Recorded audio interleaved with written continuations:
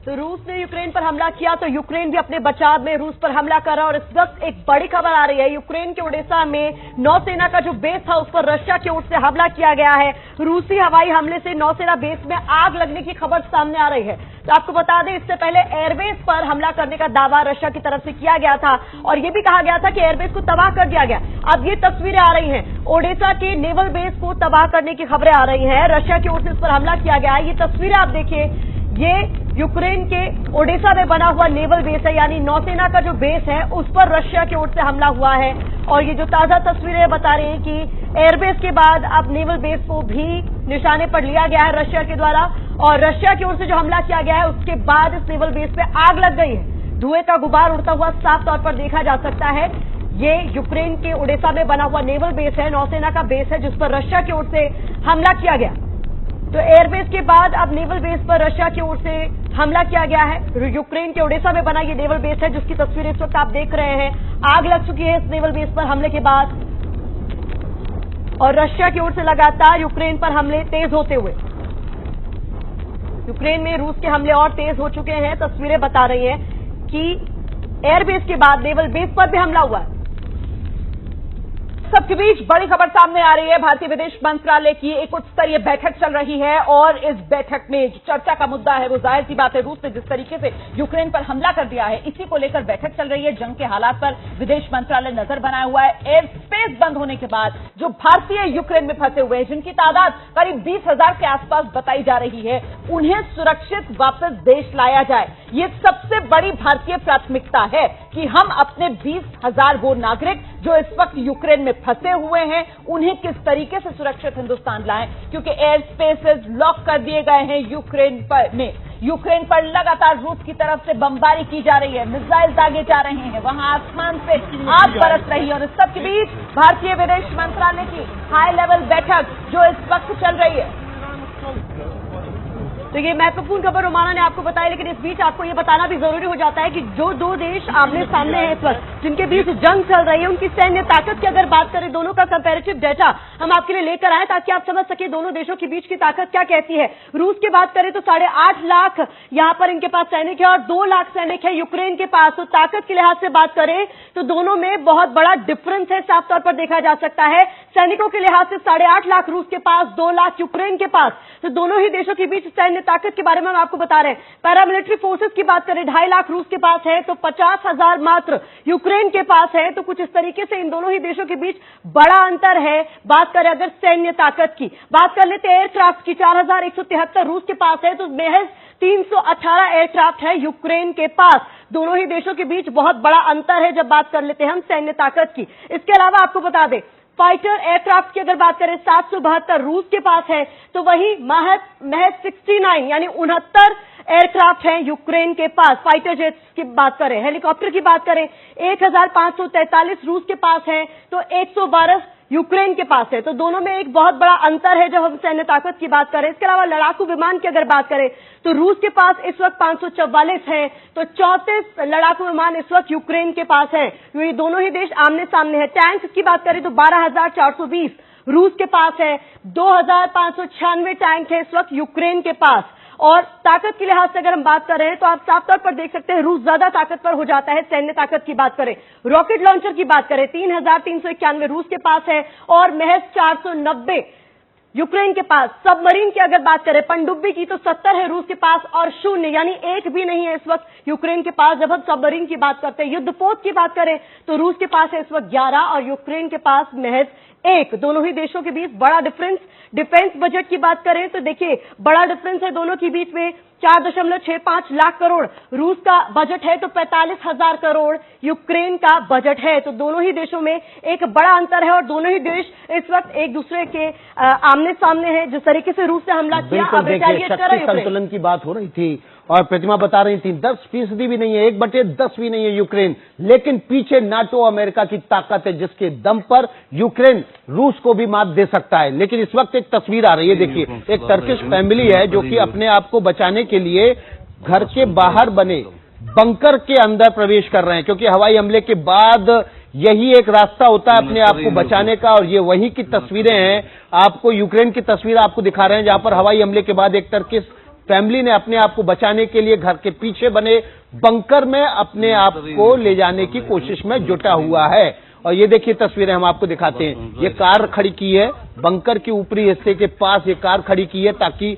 बाद में भी इसके जब वो बंकर को बंद कर लेंगे तो कार भी एक बचाव और रक्षा कवच के रूप में इसका काम करे। वहीं पर यहाँ पर परिवार के जो मुखिया हैं वो बच्चों को भीतर बंकर के ले जाते हुए दिखाई दे रहे हैं, जबकि परिवार की एक महिला सदस्य छोटे बच्चे को घर के बाहर लाते हुए दिखाई दे रही है। देखिए ये बंकर है, ये बंकर के भीतर परिवार का पुरुष मुखिया है, वो यहाँ पर बच्चों को भीतर बंकर के भीतर ले जाने की कोशिश में जुटा हुआ है। देखिए यहाँ पर स्नोफॉल भी हुआ है, बर्फ भी गिरी हुई है आसपास।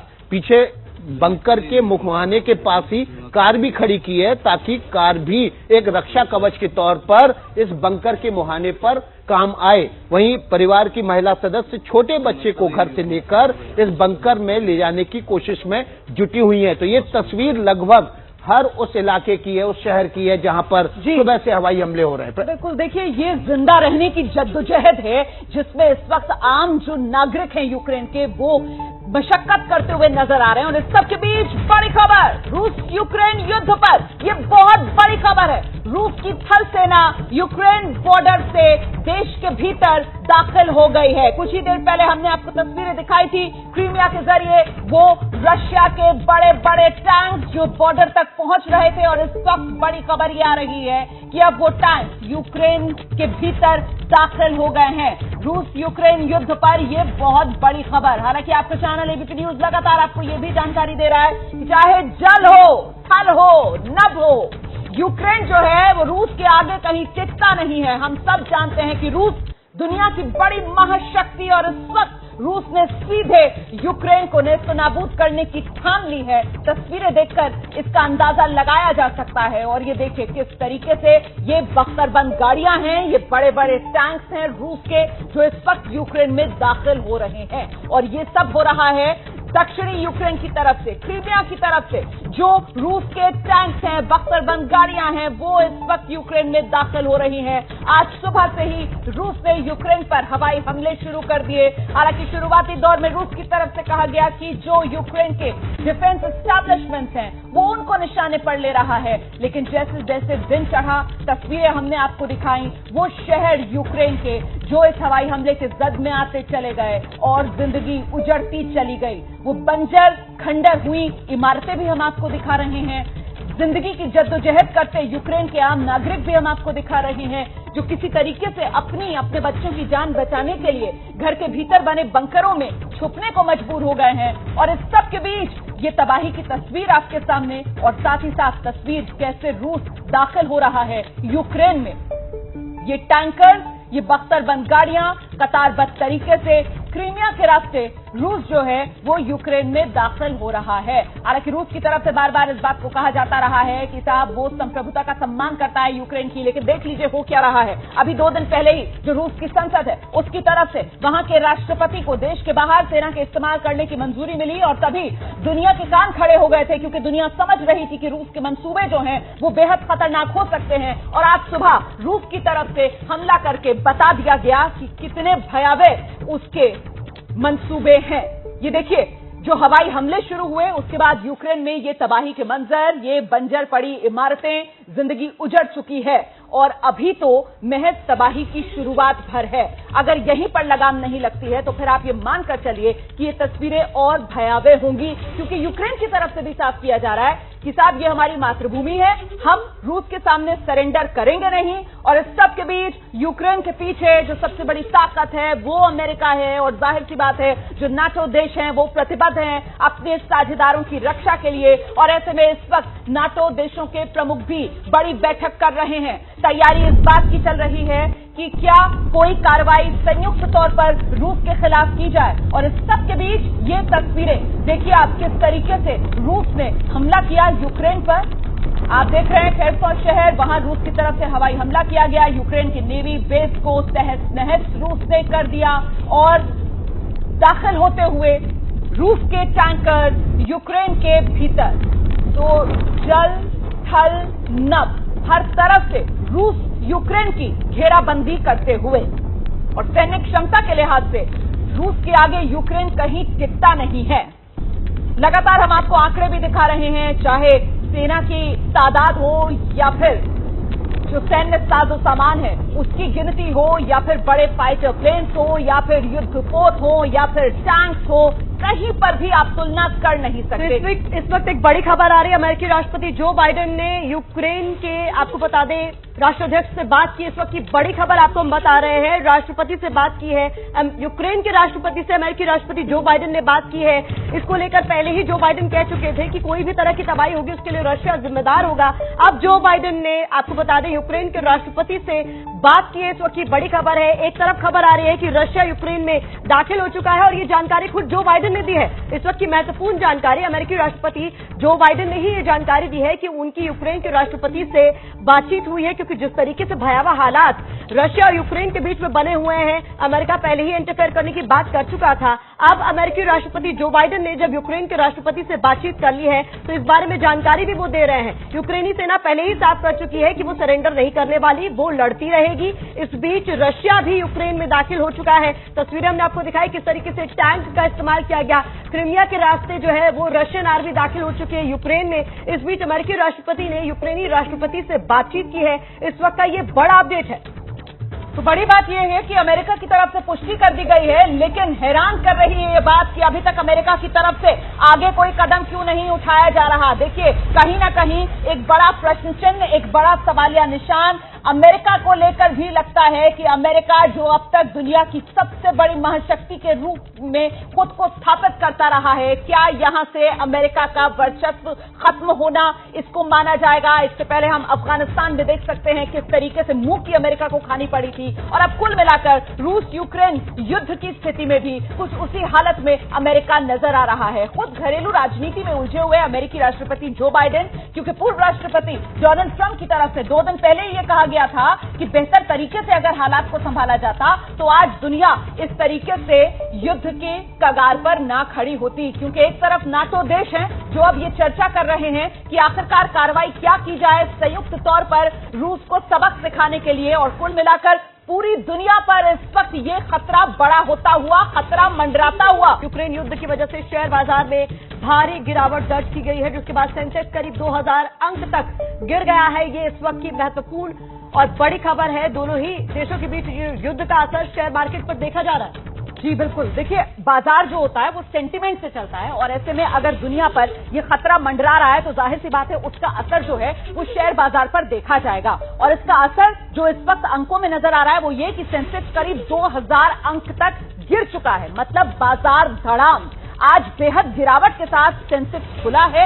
निफ्टी में भी 600 अंक की अब तक गिरावट देखी गई है। कुल मिलाकर बहुत ही निचले स्तर पर इस वक्त बाजार में लोअर लेवल्स पर ट्रेडिंग हो रही है। कच्चे तेल की कीमत जो है वो $103 प्रति बैरल को पार कर चुकी है। 2014 के बाद ये पहला मौका है जब कच्चे तेल की कीमतों में इतना इजाफा देखा जा रहा है। और देखिए, मॉस्को शेयर बाजार भारी गिरावट के साथ खुला है। आज सुबह जब मॉस्को शेयर बाजार खुला उस वक्त बड़ी गिरावट देखी गई, जिसके बाद मॉस्को शेयर बाजार को बंद करना पड़ा, और अब जब दोबारा खुला है तो भी भारी गिरावट के साथ रूस की करेंसी रूबेल में भी रिकॉर्ड गिरावट दर्ज की गई है। तो कुल मिलाकर ये बाजार में बड़ी उथल पुथल, और इसी का असर तो पूरी दुनिया पर भी पड़ेगा ना। प्रतिमा, इस वक्त की महत्वपूर्ण खबर अपने दर्शकों को बता दें। यूक्रेन के हमले पर रूस को लेकर चीन ने एक बहुत बड़ा बयान दिया और कहा है कि इसे कब्जा नहीं कहा जाना चाहिए।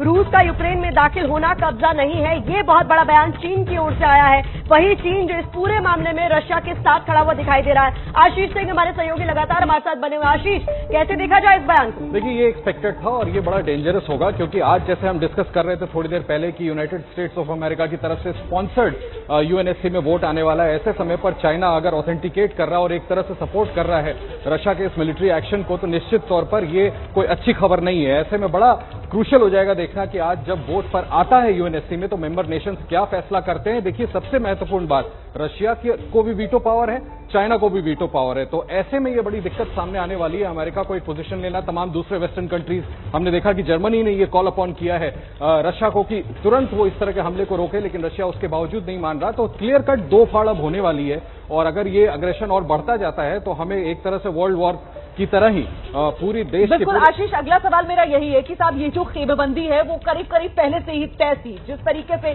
चीन जो है वो लगातार रूस के साथ कंधे से कंधा मिलाकर खड़ा हुआ था, तो उसका रुख हैरान नहीं करता है। लेकिन अब ये मामला दुनिया को किस संकट की तरफ लेकर जा रहा है? सीधे यहां से विश्व युद्ध की आहट? जी हाँ, बिल्कुल रोमाना, अब इस खतरे को हम निगेट नहीं कर सकते। ये बहुत ही क्रिटिकल पोजीशन अब ले लिया है जो मेंबर नेशंस है यूनाइटेड नेशंस के, जिनके पास वीटो है। चाइना जैसा देश अगर रशिया को इस तरह से खुल करके सपोर्ट कर रहा है, डिस्पाइट आप देखिए यूनाइटेड नेशंस के सेक्रेटरी जनरल, यूरोपियन यूनियन के सेक्रेटरी जनरल, इन सभी लोगों ने कॉल अपॉन किया। भारत ने पोजीशन लिया।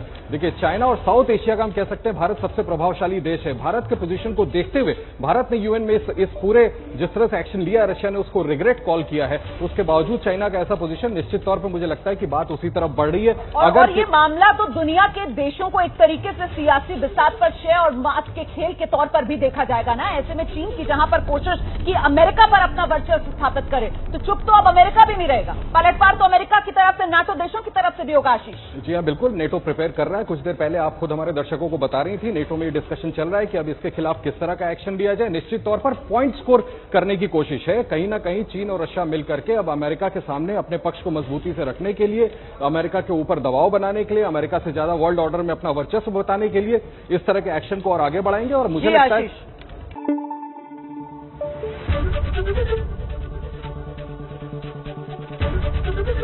एबीपी न्यूज आपको रखे आगे।